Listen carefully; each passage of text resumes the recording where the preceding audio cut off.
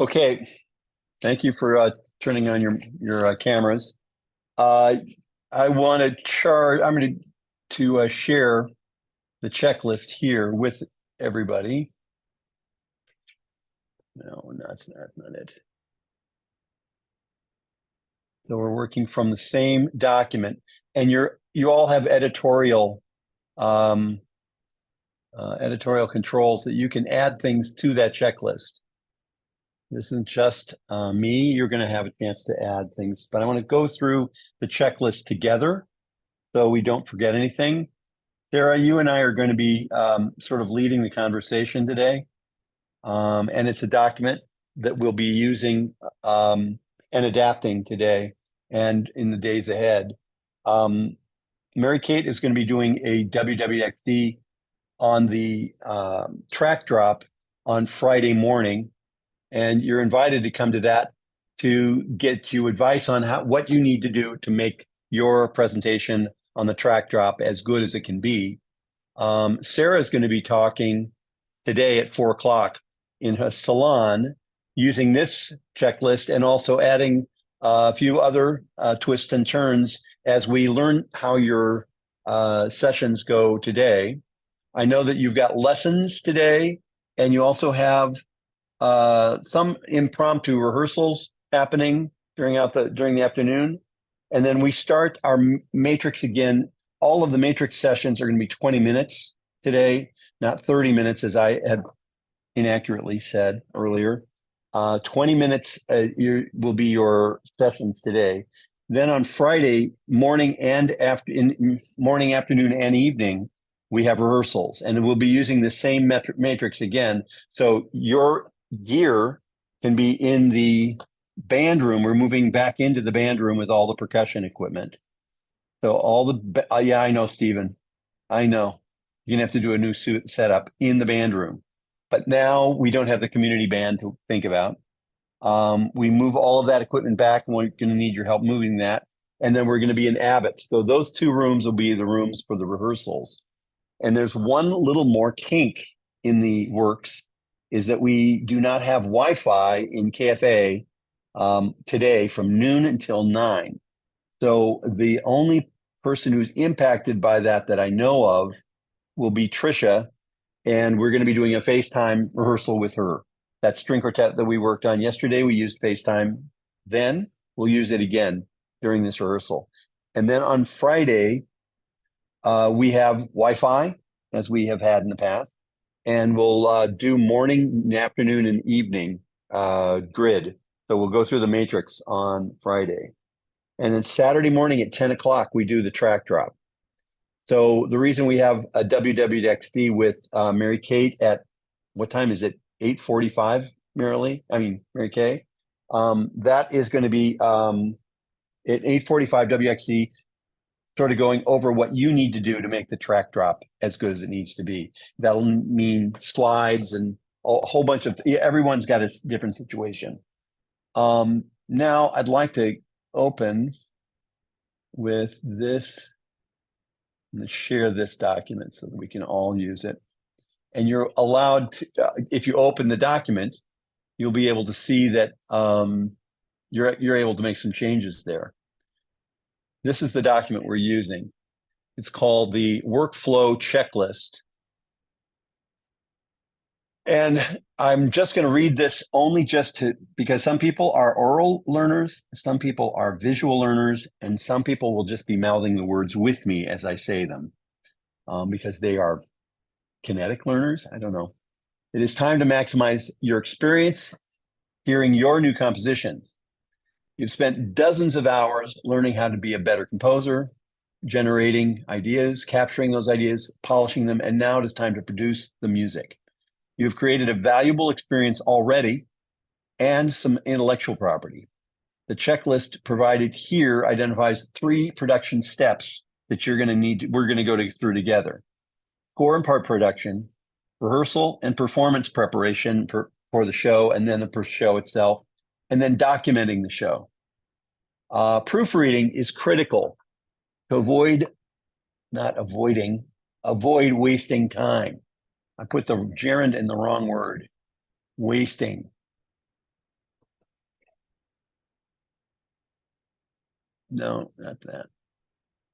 Wasting time.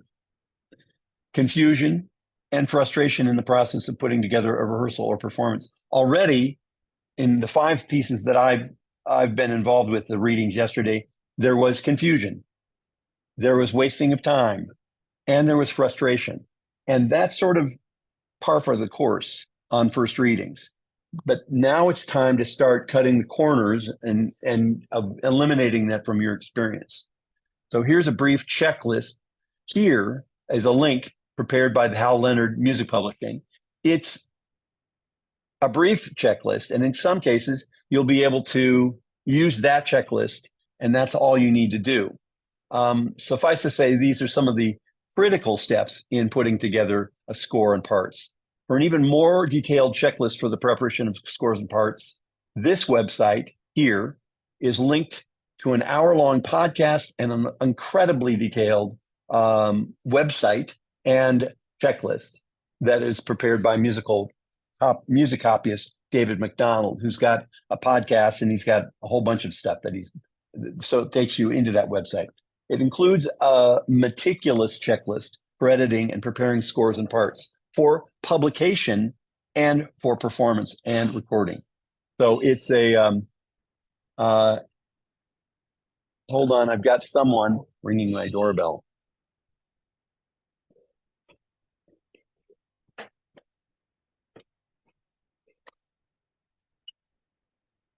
So while we're waiting, what's everyone's favorite dinner food?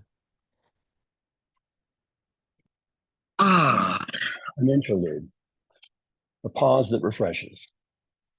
Let's go down this list. And Sarah, I'd like you to, would you mind, do you have the document open in your computer? Yes. Would you mind starting this list? It's taken some of the notes that you prepared for CompCamp a couple of weeks ago, and it's made it a little bit more fulsome. But I'd like you to lead us through this and narrate this checklist if you can. Okay. So when you create your score, you need to make sure your name is on the score and put a title to your composition. One of the things that's not on this list is to have the title of the composition appear at the top of every page. So if you have multiple pages in your piece, you can do this. And I know how to make that happen in the various programs if you need help with that. Okay. But that's so if someone like Randall is playing 5 pieces where he's got the cello and he's got all these loose pieces of paper, at our very first rehearsal at McPhail Comp Camp, or trio actually class, he held up a page and said, "What piece is this? We do not want that to happen." Okay. Copyright. Put the copyright on there. I'll be talking more about that later. That goes on the bottom of every page. And depending on what kind of computer you have, there are ways of inserting the copyright symbol. You don't have to use the symbol. It's fine to just use the word copyright, which does not have a W in it. It's not about writing. It's about your rights to the piece. Okay. Tempo is important, and giving both metronome marking, which can be approximate, but also a word or words that give the character of the piece. So Beethoven does this in great detail. Go look at Beethoven. Do realize that the tempo that your program plays it back to you, what will sound good on your program is faster than it will sound good with real people. So know that. It's very important to know. Expressive markings. You give me some notes and I'm not sure how you want them to sound. Is it supposed to sound really smooth and singing, or is it supposed to be declamatory or whatever? Using words like that, and they can be in English. They do not have to be in Italian or German or whatever. English is good because then you don't have that extra barrier. Rehearsal letters, incredibly important. Yeah. because I was looking at some people's parts yesterday, and in one of the parts, there was like 60 measures of rest. People can't count that.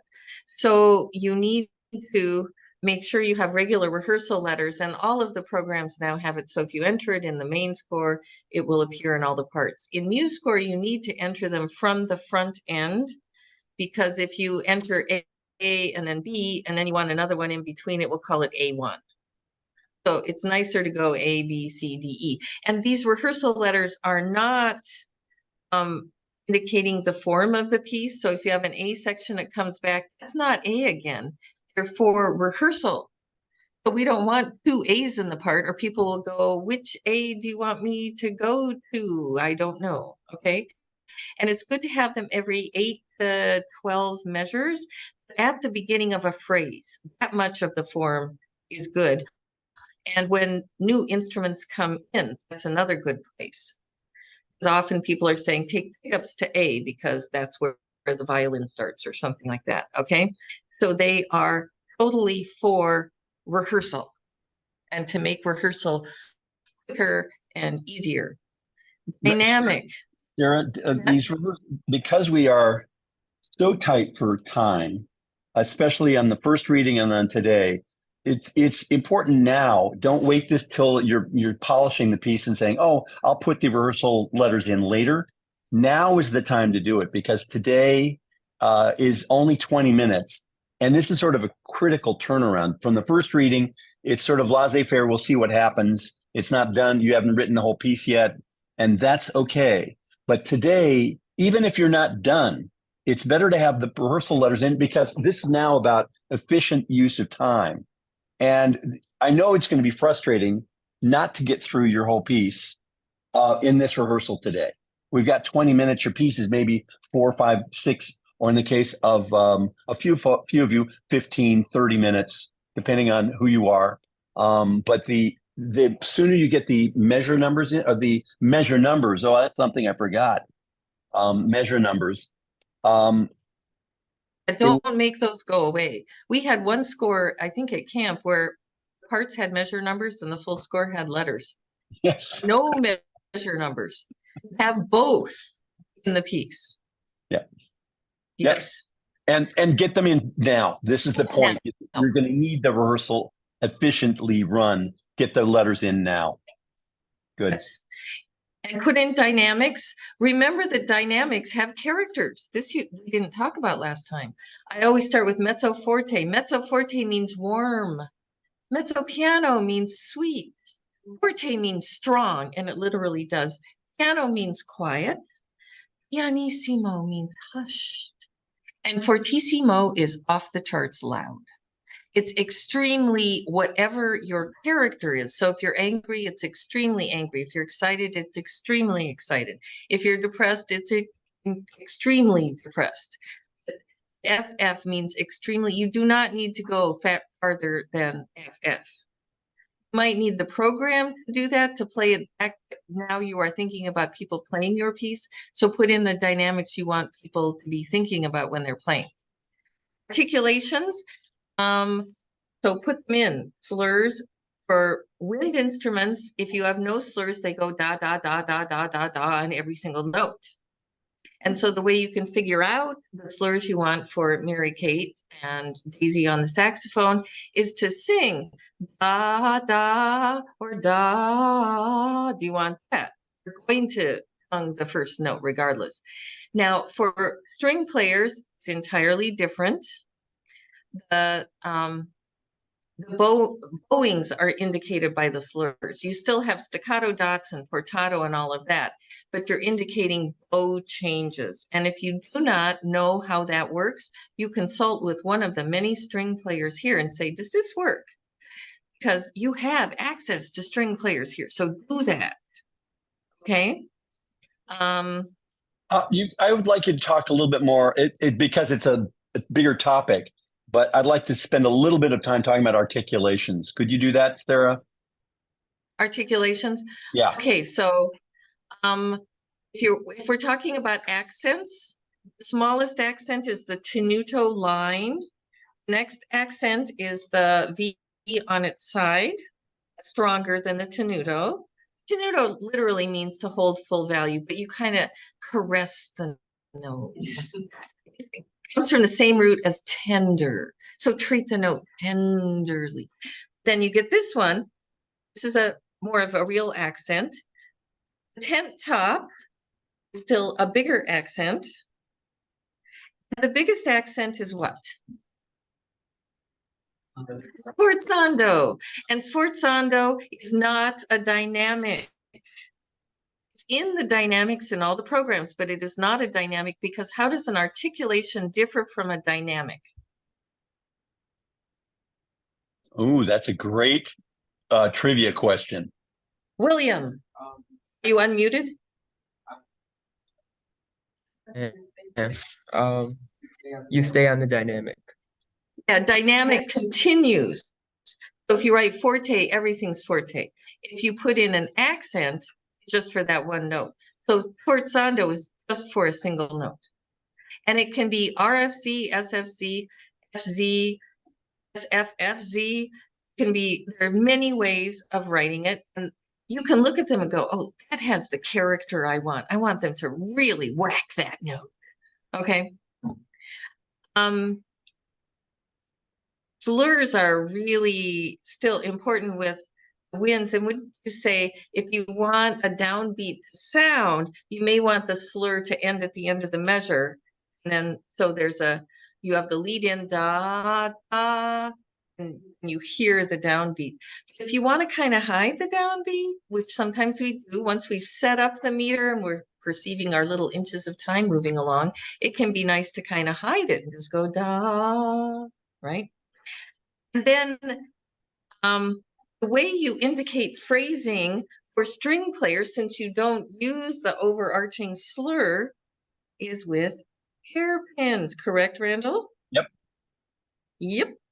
So your string parts should have lots of hairpins. Now that would normally be listed under dynamics, but it's also a technique for phrasing, and it's sometimes because we were talking about this earlier. We have a symbolic language, a system of symbols, and symbols are interpreted by different people in different contexts. So in string playing, it tells me how I'm going to where the arch of the phrase is. Even if it's an angular arch, it tells me, oh, this is the high point. This is the beginning of it, the end of it, or it starts and then slowly diminishes. It looks like a dynamic, but it's also a phrasing indication, and that's one layer of playing that I think when you're starting to write compositions for strings, you forget that the hairpins really matter, and not everything is a hairpin like this. Sometimes you'll start with a dynamic sforzando, which is an accent, and then with a trailing off hairpin, it goes away, so it goes da da da da da da da da da, and you can create phrasing with the hairpins. Thank you, Sarah. That's great. Yeah, also, one thing I didn't talk about with articulations is articulations give a part, a motive or a melody, tremendous character. So if you have 4/16 notes and 4/16 notes and you go da, da, that's one thing. If you go da, da, da, da, it's very different. Da, da, da, da, or da, da, da. Totally different characters. And it's really, really important. And really, I think if what I'm just going to say here is sing your part in your head. If you are self-conscious about this, if you're singing your part, no matter, and I just shared on GroupMe, I shared a 4 etudes or four movements of four movements of a suite by Ben Johnston. The articulations that he writes, first of all, the tunings are wild, but he writes articulations and it changes the character of the piece. If you didn't have articulations, a toccata would not be a toccata, it'd just sort of be a study of notes. And it really matters to put, and think of your piece as something that you could sing like a composer, which means out of tune and not the actual pitch. but the gesture's there, the feeling, the character is there. That's what you're doing when you're singing the parts, even in your head. But do that. And I would think that this is important, especially for those like me who don't want to sing in public. Do it in private, but do it. We all have access to a practice room. Yeah, So or they back- can sing. They can sing in a practice room. And this brings up another point. Do not put rhythms in your piece that you are not able to produce yourself. right. If you can't hear it in your head, do it. If the only way you can make it happen is for the computer to play it, don't ask anybody else to do it. That's right. That's ridiculous. Sing your parts, sing your parts, sing your parts. Good idea. That's really good point. And your rhythm. Sing your parts, especially rhythm. Right. And articulation. Mm-hmm. And you can try out the articulations by singing your parts, like I just showed you. I wasn't singing beautifully, was I? You were. Orchestral conductors sing all the time, don't they?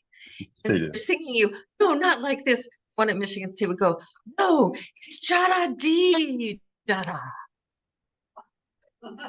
I was Lyman Bodman, actually. It was a viola professor, and he made his students play the most beautiful Brahms in the world. And he would always go, no, jada-dee, da-dee, da-dee, da-da. Well, we can do that too, can't we? It didn't even have pitch, but it had character, didn't it? Yep. Yep. And if you do hairpins, put a dynamic at the beginning, a dynamic in the middle, and a dynamic at the end. Yep. More So you tell people how far to go. more information, you're going to get a better performance. It really, Yes. it's really true. And make things easy to read. Did you put that on there? Make it as easy to read as Well. possible, because if it is, the performers have a chance of playing it right the first time. And if they play it right the first time, they're confident I can't and they talk will to it. always play it right. But if they play it wrong the first time, it's an uphill struggle and a battle from then on. Okay? I'm sorry. Oh, in score order. Say that- Piano on the bottom. Yep. Go ahead, Randall. I didn't get the note that you were talking about just before score order. Some guy was calling me about my mortgage. So could you go? What did I say before score order? Was that the dynamics? Oh, no, it was if they get it right the first time, right. they'll always play it right. So anything you can do to make things easier to read. Now, did you put in reminder accidentals and cue Ooh, notes no, in the did not. parts? I did not. Where There would that is- go? Where would that go? Part preparation, Got it. I believe. Thank you. Queuing. Did you have queuing? Do you have, you're not in part preparation yet. Oh, I'm It's looking. a Sorry. lower thing. Sorry. I'm down here. Sorry. There I am. Yeah, and do you have cues? Oh, you have cues. Good. What was the point? Sorry, I'm a little kerfuffled right now. What did I just say?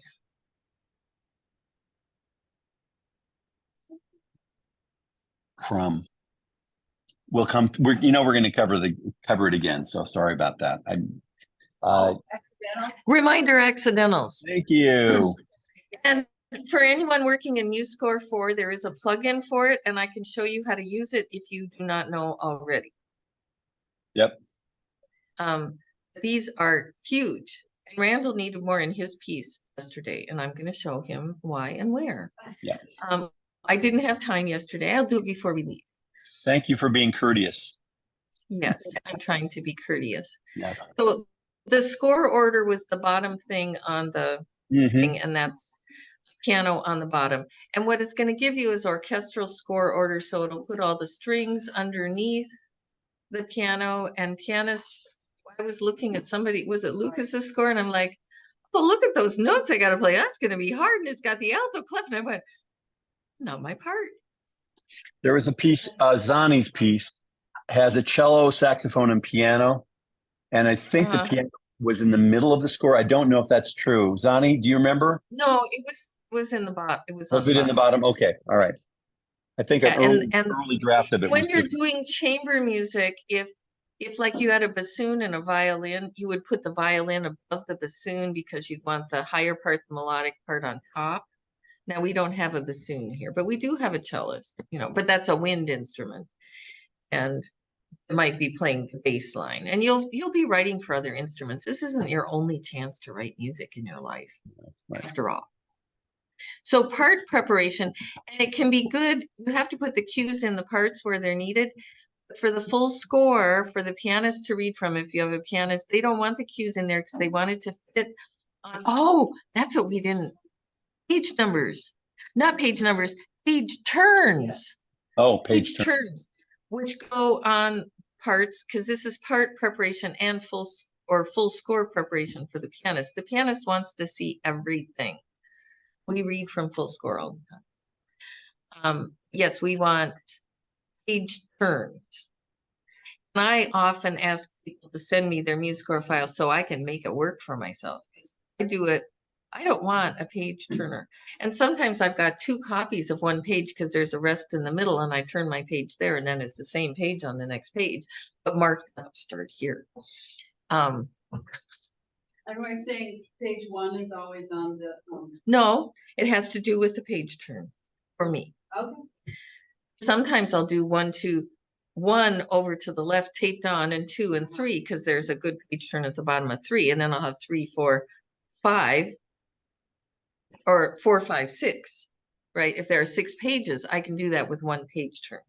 So don't print back to back for the full score either. Do not print back to back. And William did that. Don't print back to back. That made your life so difficult until I gave you my score. I think Kim, You're fine. I think Kim's point is actually the publisher's approach and the practice is always to put Right. odd numbers on the left, even numbers on the right. No, And odd numbers on the odd right. numbers on the right. And if I get that backwards, I'm dyslexic. So the odd numbers on the right and the even numbers on the left. And that's for like in any book, you'll look in books, you'll see the same pagination. What you're talking about, Sarah, is more for the pianist. And that's not necessarily necessarily the rule. It's the exception. What you're describing right now is the pianist's exception. Is I like to start this way, and it has to do with the page turns. That's accurate, and that's the appropriate thing to do. But if you're writing a chamber piece that needs a conductor, for example, the first page is on the right, On the right. and the even, and then you turn pages. So having double-sided scores on conducted pieces is the Yes. appropriate thing to do. What Yes. you're describing, Sarah, is the part for the, and this is the part preparation. The parts for keyboard players are not the same thing as the score preparation. I just want So to make, maybe we should put full score under part preparation, put score for pianist as a thing. okay? You know what I mean? Yep, And that's where absolutely. you plan page turns as well. Piano full score, yeah. Is there a line on there for the vocals parts? There is not. You should talk about that, Kim. Could you put your microphone on? I'll Come over here. by Sarah, because this is very particular. So voices don't have a keyboard or a button. We have to get our pitches from other people. So we need our part in relation to other parts. So when you have like a choral part, for instance, you give the whole chorus all the choral parts. And if there's a piano, we want to see the piano and all the other voices. So we see how we relate those things. If there's not a piano, like if it's for chamber orchestra or something, even a reduced, like a piano reduction. Mhm. So the vocalists want to see all of the voices in relation to the score or the piano part. And this goes for opera as well, or musicals. Yes, definitely. You'd never give a singer just their part. Yep. Because it's like we're floating in the air. We need relation to other things. And for And- vocal parts, the dynamics go above. Right. because the words go lyrics- below. For everyone else, the dynamics go below. The lyrics Or are in below. between for the piano, unless it applies to one hand or the other, then it's above and below. Yeah. So yeah, in vocal music, the lyrics are below the note. Dynamics are above. Yep. And the articulations as they would normally appear. Yes. So the special note It is depends only, on what direction the stem is, Yeah. or like staccato or accents and Yeah, stuff like that. those- And then the fermata is over Over. top like everybody else. Mhm. Yeah. And here's another point is that tempo markings and tempo changes should go above. And Mhm. there, sometimes with piano music, they'll put the ritardandos in between, but then the odd tempos above. I think they all should be above. All should be above. And everybody, here's the thing. If you have a fermata for your violinist, but you don't give it to your cellist and your pianist, your cellist and pianist will just continue playing as though there's no fermata there. Any fermata, and this should be back on the full score, needs to appear in every part, Including the resting parts. including the resting Right. parts. So. And if you're resting on the last quarter of a measure, you have to put in the rest so it's on the last quarter of the measure. So if it's within a 60 measure tacit, you have to divide that up so that like the fermata bar, we see that and then start another Yeah.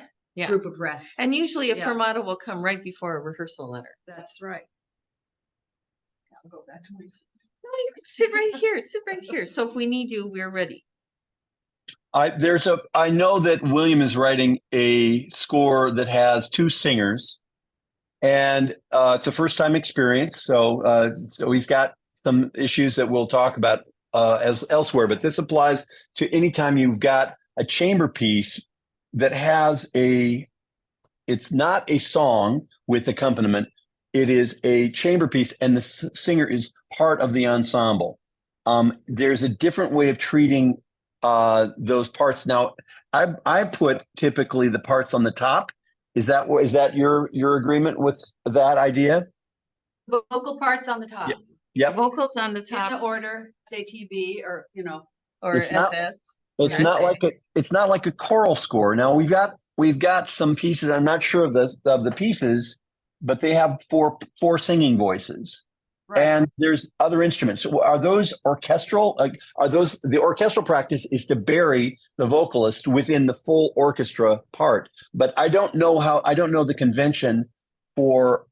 I don't know what size ensemble we've got that's accompanying the quartet. But Kim, I think you're in that quartet. What is the best practice For full score or for part? for part? Oh, well, for full score. Full score. Full score, I think voices are kind of in the middle. If it's with If orchestra, it's with orchestra, so your winds and brass and above the strings. yeah. Everything up. The Everything chorus is the voices are above the strings, And then percussion. and then the rest of the orchestra is above that. Yeah, Yeah. yes. But for your part, your vocal parts, Yes. you want like a piano reduction and all of the voices. Yeah. Got it.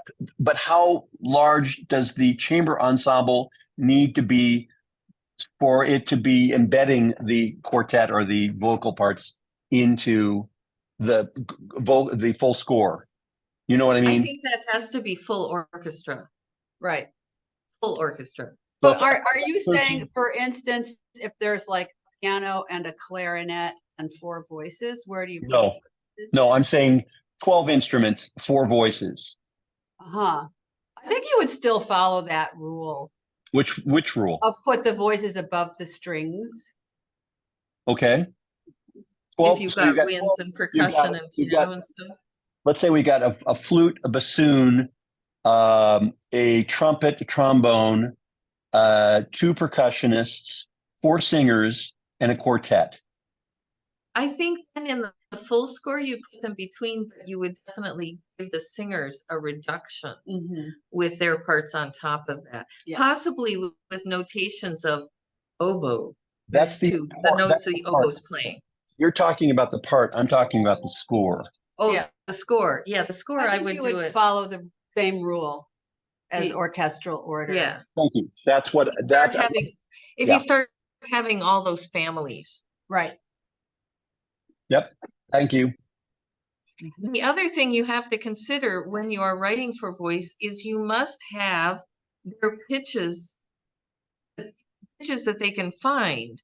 So if they're going to be singing a note and you're not playing that note beforehand, they're lost.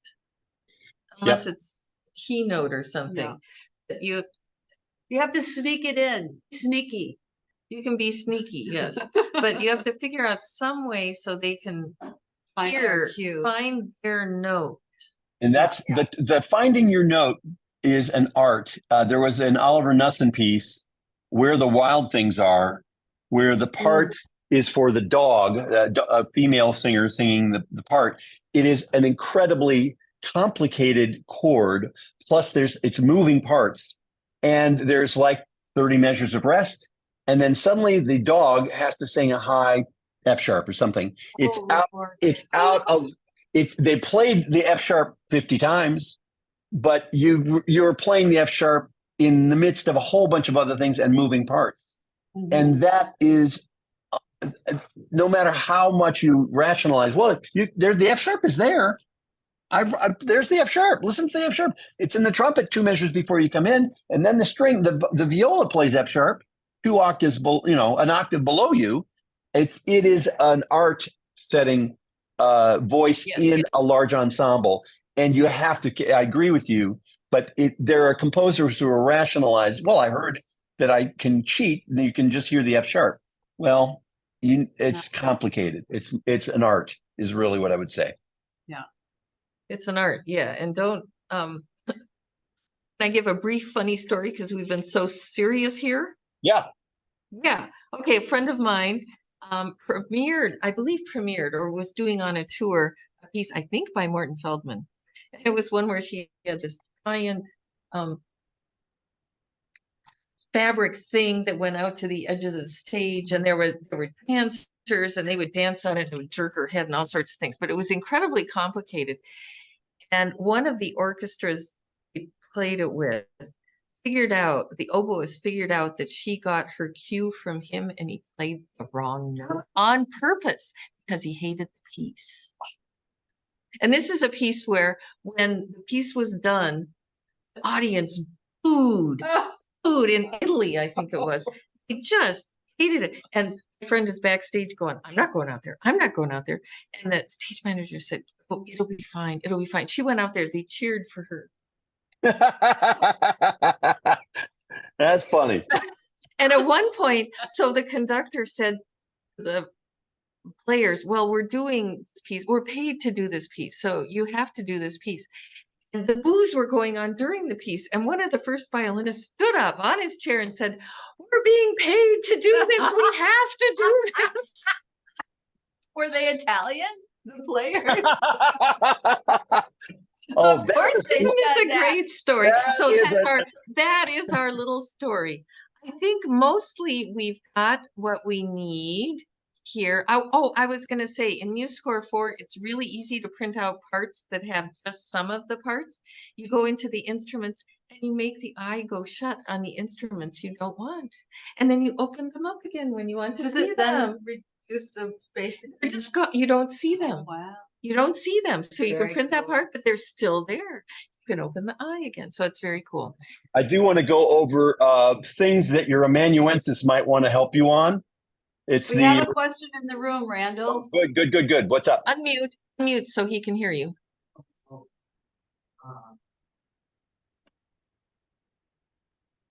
You can just press your space bar and hold it while you're talking if you want. Yeah. Oh, This is less of a question and more of a clarification. This is not the instruments panel, which is a separate window. This is the instruments panel on the side because they're different. Right. I don't know why. It's the one on the side. Yes. Yes. I You just can want to, talk to any of us. I would like to at least go down this list from rehearsal and performance production thing. it's also you're responsible as the composer, but you've got an amanuensis who might help you. You need to have the score ready. It needs to be double-sided if it's being conducted. Parts should be single-sided because they may want to play it out on the stage, on the music stand. Make sure you have enough chairs, music stands. Usually not a problem, but this is a good checklist for you to go through. The conductor needs a music stand as well, and sometimes a podium. Instruments, you need to have, make sure that you have the piano in the room and the organ in the room, all the percussion instruments. There's special needs here. I know that we have some theatrical elements being used in some of the pieces, and I want to know, I would want to know as an amanuensis, and also if I was a stage manager, is there lighting or is there projections? Where is that going to happen? And I think we're going to talk a little bit more about the special needs and production documentation when Mary Kate talks on Friday morning. Rehearsals, here are the issues.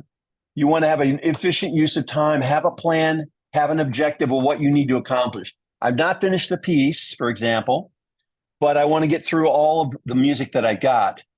Have a plan of how you're going to budget your time. So if you've got 20 minutes and I need to get through to the end, I might want to start at the end. I might want to start at letter D to the end of the piece so I can hear it.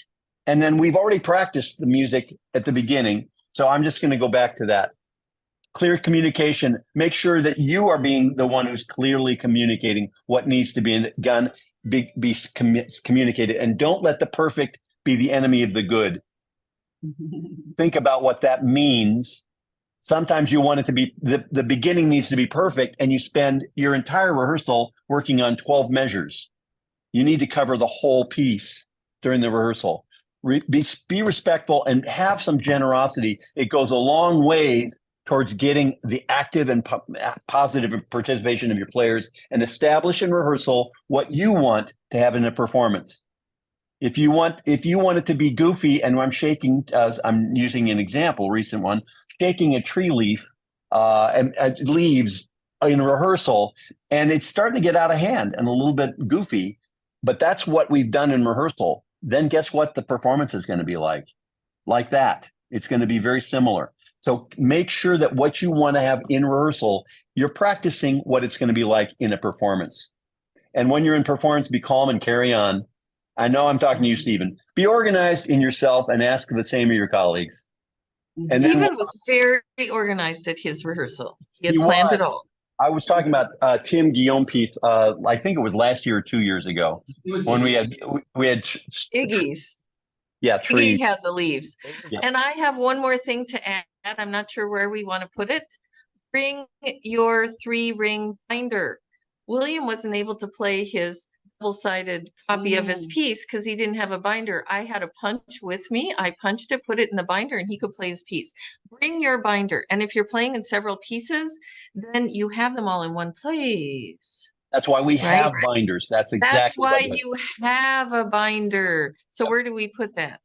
Rehearsal and think I'll put it up here somewhere. Put it at the top? Yep. Well, yeah, I'm not sure where. I do. I have my own personal 3-hole punch in my backpack. I put it in. I put it under parts on rehearsal and performance production. Okay, and then I think we might be done. Yep, we are for now. It's time for Kim's. We may go through all of this again at my salon. Yep. And take questions. Valuable information. Incredibly valuable information. So thank you. I think we've made an even better list. Having all these people in the room was good. Yes. Power. Thank you, guys. I will sign off. Bye. Bye.